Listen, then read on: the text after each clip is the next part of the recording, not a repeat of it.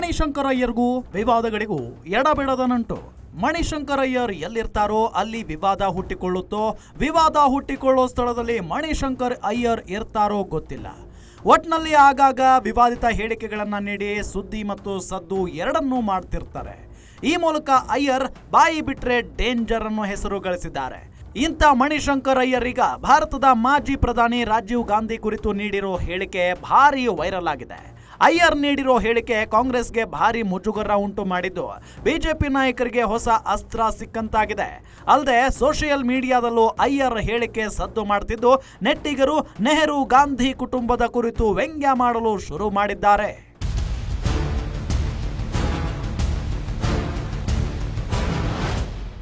ಮಣಿಶಂಕರ್ ಅಯ್ಯರ್ ಮೊದಲ ಬಾರಿಗೆ ವಿವಾದಿತ ಹೇಳಿಕೆ ನೀಡಿದ್ದು 2004ರಲ್ಲಿ.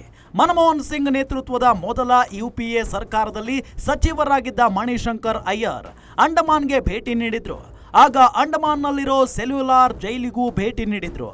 ಈ ವೇಳೆ ವಿನಾಯಕ್ ದಾಮೋದರ್ ಸಾವರ್ಕರ್ ಚಿಂತನೆಗೂ ಮೊಹಮ್ಮದ್ ಅಲಿ ಜಿನ್ನಾ ಚಿಂತನೆಗೂ ವ್ಯತ್ಯಾಸವೇ ಇರಲಿಲ್ಲ. ಇಂಥ ವ್ಯಕ್ತಿಯನ್ನ ಬಂಧಿಸಿದ್ದ ಜೈಲು ಕೋಣೆಯಲ್ಲಿ ಆತ ಬರೆದಿರೋ ಪದ್ಯವನ್ನ ತೆಗೆದು ಗಾಂಧೀಜಿಯ ಹೇಳಿಕೆಯನ್ನ ಹಾಕಿ ಅಂತ ಹೇಳಿದ್ರು. ಇದು ಮಣಿಶಂಕರ್ ಅಯ್ಯರ್ ಸೃಷ್ಟಿಸಿದ ಮೊದಲ ವಿವಾದ. ಅಯ್ಯರ್ ನೀಡಿದ್ದ ಈ ಹೇಳಿಕೆ ವಿರುದ್ಧ ಲೋಕಸಭೆಯಲ್ಲಿ ಭಾರಿ ಗದ್ದಲ ಎಬ್ಬಿಸಿತ್ತು. ಶಿವಸೇನೆ ಸಂಸದರು ಸರ್ಕಾರದ ವಿರುದ್ಧ ಮುಗಿಬಿದ್ದಿದ್ರು. ಮಹಾರಾಷ್ಟ್ರದಲ್ಲಿ ಶಿವ ಸೈನಿಕರು ಅಯ್ಯರ್ ವಿರುದ್ಧ ಬೀದಿಗಿಳಿದಿದ್ರು. ಈ ಮೂಲಕ ಕಾಂಟ್ರವರ್ಸಿಗಳಿಗೆ ಆರಂ ಗ್ರೇಟಂ ಮಾಡಿದ್ದ ಅಯ್ಯರ್ ಬಳಿಕ ಹಿಂತಿರುಗಿ ನೋಡಿದ್ದೇ ಇಲ್ಲ.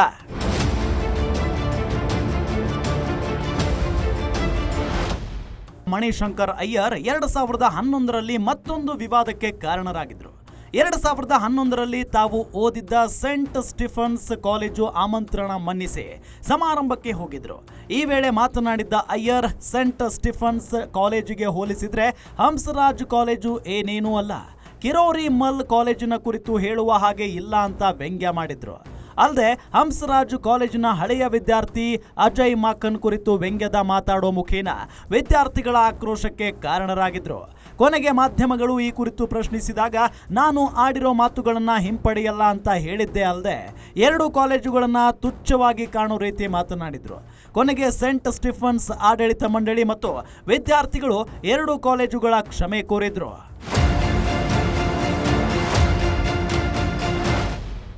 ಅದು 2014ರ ಲೋಕಸಭೆ ಚುನಾವಣೆಯ ಸಮಯ.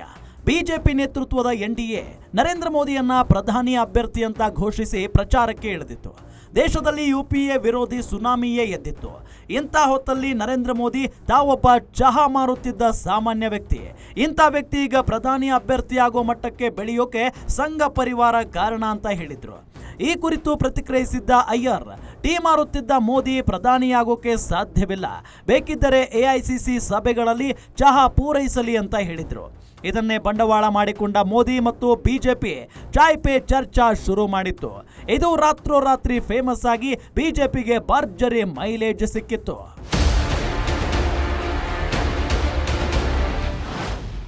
ಈ ಮಣಿಶಂಕರ್ ಅಯ್ಯರ್ ಒಂದು ರೀತಿ ಸ್ವಯಂ ಘೋಷಿತ ದೇವಮಾನವರಂತೆ, ಸ್ವಯಂ ಘೋಷಿತ ಬುದ್ಧಿಜೀವಿ. ಇವರು ಪ್ರಪಂಚದ ಎಲ್ಲಾ ವಿಚಾರಗಳ ಕುರಿತು ಮಾತನಾಡೋ ಹಕ್ಕು ತಮಗಿದೆ ಅಂತ ತಿಳಿದಿದ್ದಾರೆ. ಇದೇ ಕಾರಣಕ್ಕೆ 2015ರಲ್ಲಿ ಇವರು ನೀಡಿದ್ದ ಹೇಳಿಕೆ ಭಾರೀ ವಿವಾದ ಸೃಷ್ಟಿ ಮಾಡಿತ್ತು. 2015ರಲ್ಲಿ ದಶಕಗಳಲ್ಲಿಯೇ ಫ್ರಾನ್ಸ್ ರಾಜಧಾನಿ ಪ್ಯಾರಿಸ್ನಲ್ಲಿ ಉಗ್ರರು ರಣಭೀಕರ ದಾಳಿ ಮಾಡಿದ್ರು.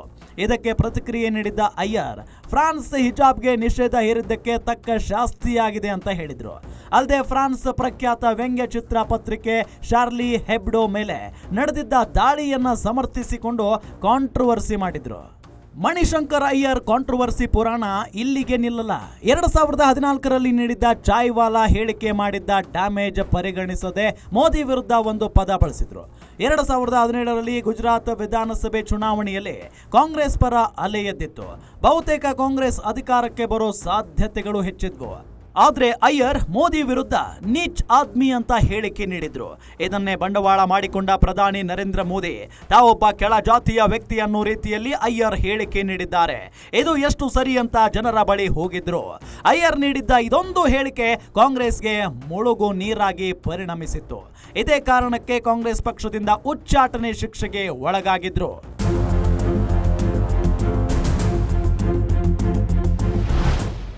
ಕಾಂಗ್ರೆಸ್ನಿಂದ ಉಚ್ಚಾಟನೆಯಾದರೂ ಅಯ್ಯರ್ ತಮ್ಮ ಚಾಳಿ ಬಿಡಲಿಲ್ಲ. 2019ರಲ್ಲಿ ರಾಹುಲ್ ಗಾಂಧಿಯನ್ನ ಎಐಸಿಸಿ ಅಧ್ಯಕ್ಷರನ್ನಾಗಿ ನೇಮಿಸಿದಾಗ ಅಪಸ್ವರ ಎತ್ತಿದ್ರು. ರಾಹುಲ್ ಗಾಂಧಿಗೆ ಎಐಸಿಸಿ ಅಧ್ಯಕ್ಷರಾಗುವ ಅರ್ಹತೆ ಇದೆಯೇ ಅಂತ ಪ್ರಶ್ನಿಸಿ ಹೈಕಮಾಂಡ್ ಕೆಂಗಣ್ಣಿಗೆ ಗುರಿಯಾಗಿದ್ರು.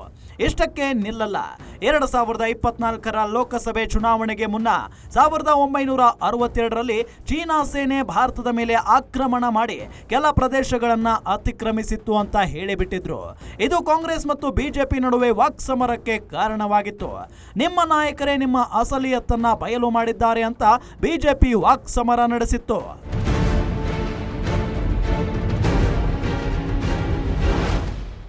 ಇಷ್ಟೆಲ್ಲ ಸಾಲದು ಅನ್ನೋ ರೀತಿ ಈಗ ಹೊಸ ವಿವಾದ ಹುಟ್ಟು ಹಾಕಿದ್ದಾರೆ.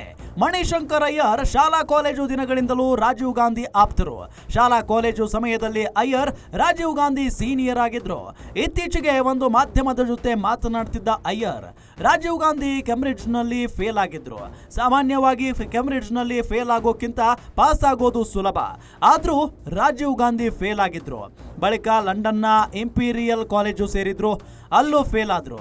ಇಂಥ ವ್ಯಕ್ತಿ ದೇಶದ ಪ್ರಧಾನಿಯಾಗಿ ದೇಶವನ್ನ ಹೇಗೆ ಮುನ್ನಡೆಸ್ತಾರೆ ಅನ್ನೋ ಅನುಮಾನ ನನಗಿತ್ತು ಅಂತ ಹೇಳಿದ್ದಾರೆ. ಇದು ಬಿಜೆಪಿಗೆ ಹೊಸ ಅಸ್ತ್ರ ನೀಡಿದ್ದು ಕಾಂಗ್ರೆಸ್ನ ಮೊದಲ ಕುಟುಂಬವಾದ ನೆಹರು ಗಾಂಧಿ ಫ್ಯಾಮಿಲಿ ವಿರುದ್ಧ ತೊಡೆ ತಟ್ಟಿ ನಿಂತಿದೆ. ಏನೇ ಆಗಲಿ, ಮಣಿಶಂಕರ್ ಅಯ್ಯರ್ ನೀಡೋ ಪ್ರತಿ ಹೇಳಿಕೆ ವಿವಾದ ಯಾಕೆ ಸೃಷ್ಟಿಸುತ್ತೆ ಅನ್ನೋದು ಗೊತ್ತಾಗ್ತಿಲ್ಲ. ಜೊತೆಗೆ ವಿವಾದ ಸೃಷ್ಟಿ ಮಾಡೋ ಕಾರಣದಿಂದಲೇ ಮಣಿಶಂಕರ್ ಅಯ್ಯರ್ ಮಾತನಾಡ್ತಾರಾ ಅನ್ನೋ ಪ್ರಶ್ನೆ ಈಗ ಎದ್ದಿದೆ. Chandramohan, special bureau, guarantee news. Guarantee news, ಸುದ್ದಿ ಖಚಿತ, ನ್ಯಾಯ ನಿಶ್ಚಿತ.